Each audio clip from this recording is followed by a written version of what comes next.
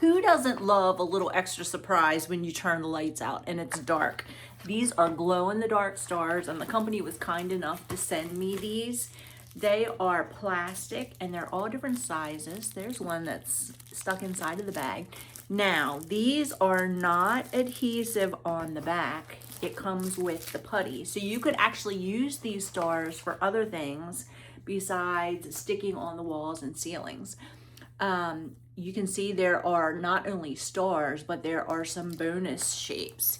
Here are the bonus shapes that come in here. There's 2 planets, 2 rockets, and a moon, which is super cool. And the stars are, let me pull a handle out here. They're all different sizes, so you could make constellations on the walls. These would be great for a science teacher or somebody who's interested in, in astronomy, astrology.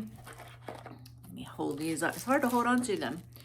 But you can see here's the tiniest one. This one's a little tiny, and then here's a bigger one. But these are thick plastic, and then it comes with the putty that goes on the back, and you just need a little teeny tiny bit of this.